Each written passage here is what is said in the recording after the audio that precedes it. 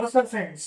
तो आज के इस लेक्चर में हम बात करने वाले हैं about the topic oogenesis। Okay, आपको याद होगा पिछले लेक्चर में हमने बात किया था स्पर्मेटोजेनेसिस के बारे में। ओके, तो स्पर्मेटोजेनेसिस आपको ध्यान में होगा that occurs in case of male.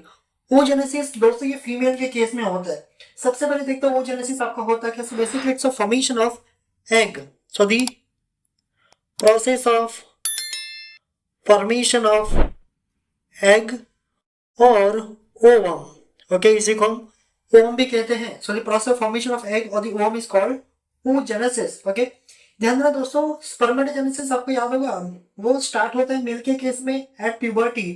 ये start before birth. Okay, so this start before birth of the girl child. Okay, तो बेबी गर्ल जो होती है उसके बर्थ के पहले ही आपका ये प्रोसेस स्टार्ट हो जाता है। यहाँ पे बात करें स्टेप्स की, सो देयर आर 3 स्टेजेस। यहाँ पे 3 स्टेप्स आपको देखने मिल जाएंगे फ्रेंड्स। सो 3 स्टेप्स, ये 3 स्टेप्स में आपका होता है। सबसे पहला जो स्टेप है यहाँ पे it's your multiplication phase. Okay, तो 3 फेजेस मिल जाएंगे या फिर 3 स्टेप्स मिल जाएंगे। First phase it's your multiplication phase. ध्यान देना ये सेम फेज आपने मेल में भी पढ़े हैं, यहाँ पे वही फेजेस है। ओके, दूसरा फेज है दोस्तों आपके पास it's your growth phase. Growth phase. Third phase जो आपके पास है वो है आपका मैच्योरेशन फेज। मैच्योरेशन फेज याद रखना ये काफी सिमिलर होता है। It is quite similar to that of this spermatogenesis. थोड़ा सा डिफरेंस होता है, जहां डिफरेंस होगा मैं आपको बताऊंगा। ठीक है, अब देखो हम एक्चुअल प्रोसेस स्टार्ट करते हैं। तो सबसे पहले जैसे मैंने आपको बताया वी है प्राइमरी जर्म सेल। तो यहाँ पे आपके पास मैंने ड्रॉ कर दिया, दिस वन इज योर से प्राइमरी जर्म सेल। ओके, ध्यान देना दोस्तों ये आपका primary germ cell it is present in diploid condition. तो ये कौन से कंडीशन प्रेजेंट है आपका diploid condition. That means having 2 sets of chromosome. यहाँ पे 2 सेट्स आपके क्रोमोसोम के प्रेजेंट होते हैं। जैसे मैंने आपको बताया पहला फेज आपका स्टार्ट होता है मल्टीप्लिकेशन फेज।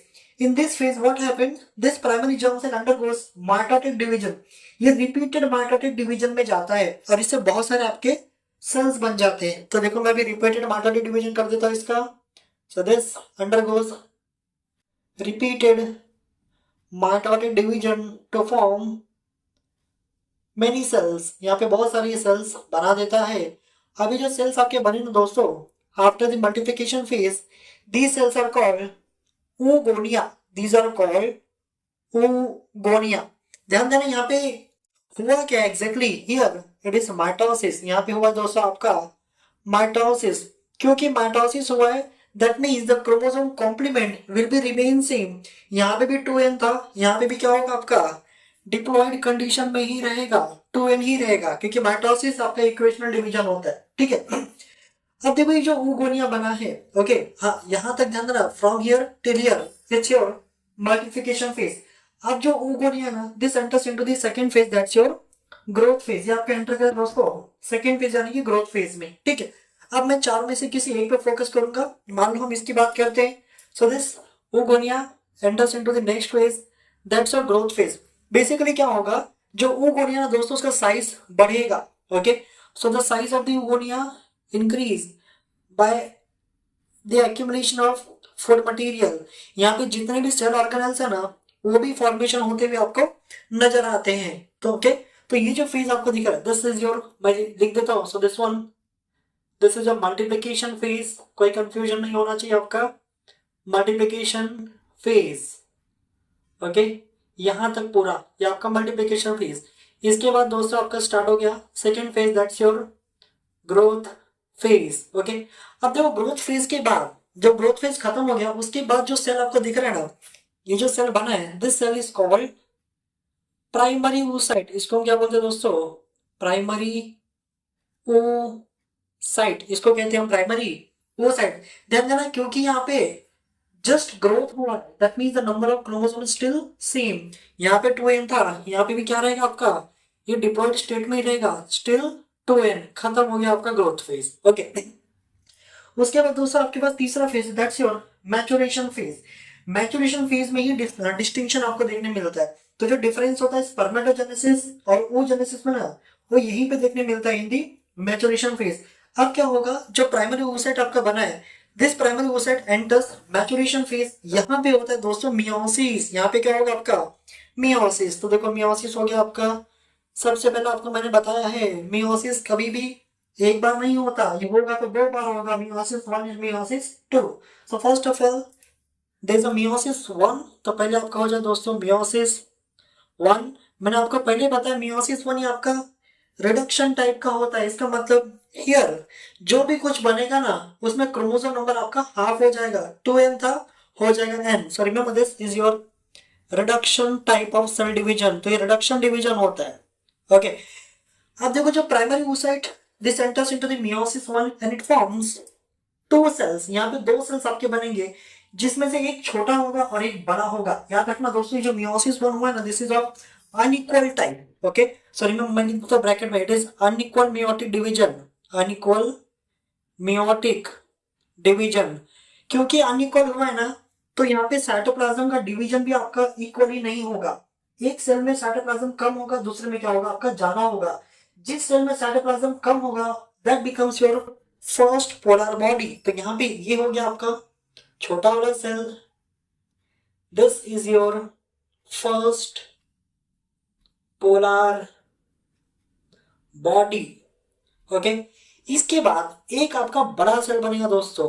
ओके यहाँ पे साइटोप्लाज्म ज्यादा देखने मिलता है, this bigger cell is called secondary oocyte। इसको हम क्या बोलेंगे, सेकेंडरी oocyte। ओके अब यहाँ पे देखो मैं कुछ डिफरेंस आपको बताने वाला हूँ। जैसे मैंने बोल दिया मियोसिस वन कंप्लीट हो गया। After the completion of meiosis one this primary oocyte get transform into the secondary oocyte। लेकिन ये ऐसा नहीं होता। यहाँ पे क्या होगा, मियोसिस वन स्टार्ट तो जरूर होगा, लेकिन आपने पढ़ा है मियोसिस वन में भी फेजेस होते हैं, prophase one, metaphase one, anaphase one, telophase one and then cytokinesis one. तो ये प्रोफेज वन स्टार्ट हो जाएगा, उसके अंदर भी स्टेजेस होते हैं, लैप्टोटीन, जाइगोटीन, पैकेटीन, डिप्लोटीन एंड डाइकिनेसिस। तो ये लैप्टोटीन कंप्लीट करेगा प्रोफेज वन का, जाइगोटीन कंप्लीट करेगा, पैकेटीन कंप्लीट करेगा, लेकिन डिप्लोटीन में आके अरेस्ट हो जाएगा। ध्यान देना दोस्तों, ये मियोसिस वन कंप्लीट नहीं होता। Okay here this primary oocyte get arrested at diplotin stage of prophase 1। तो यहाँ मैं लिखूंगा okay this primary oocyte arrested, okay arrested at diplotin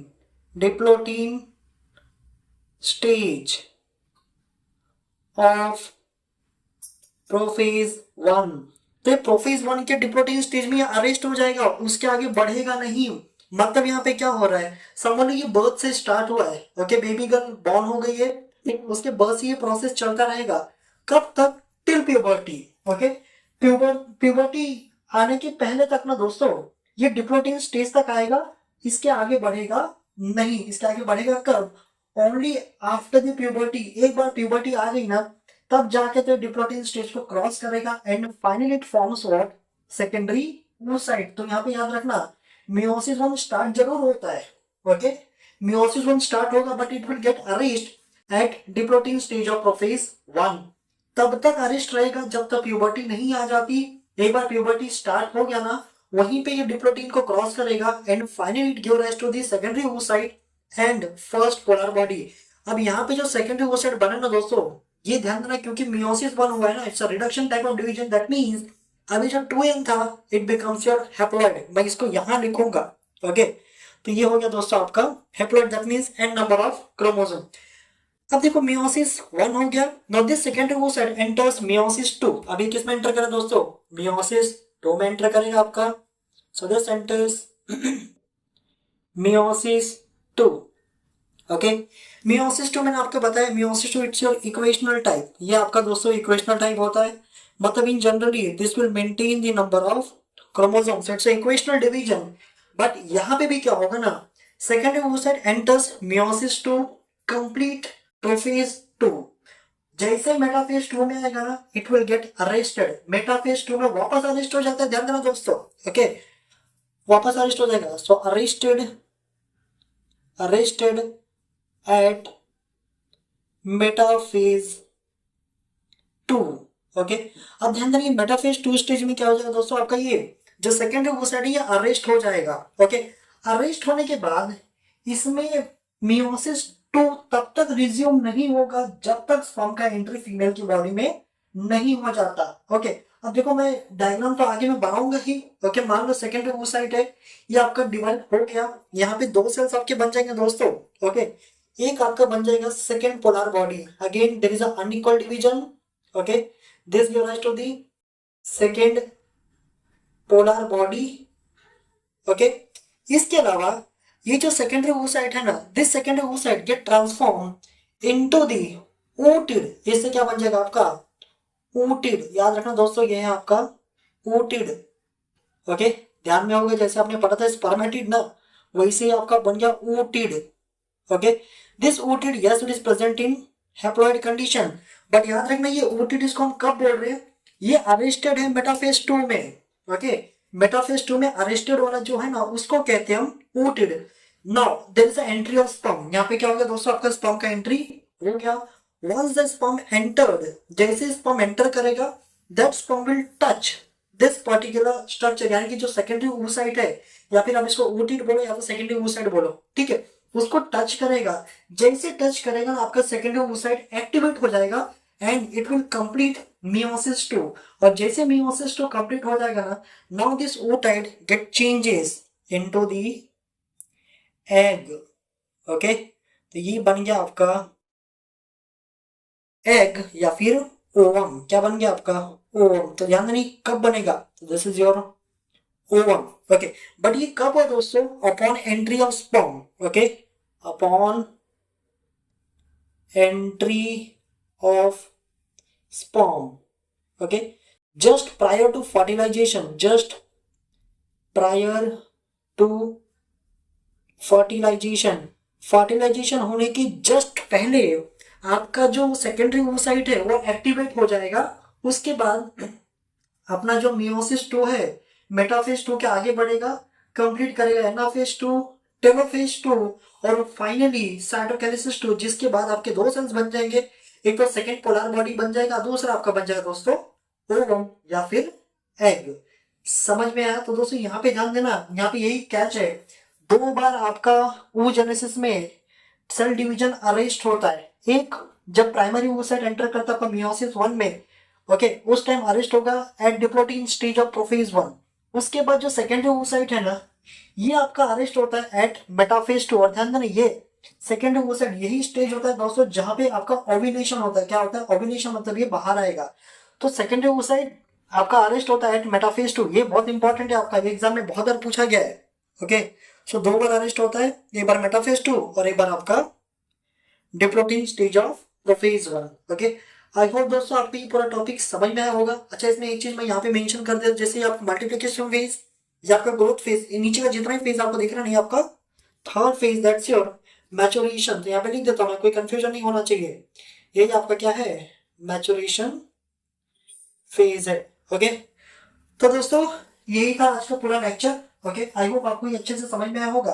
okay, तो नेक्स्ट लेक्चर में हम बात करेंगे about the structure of gamete. हम स्टार्ट करेंगे पहले स्पर्म, उसके बाद जाएंगे हम the structure of secondary oocyte और the unfertilized egg. Okay, till then दोस्तों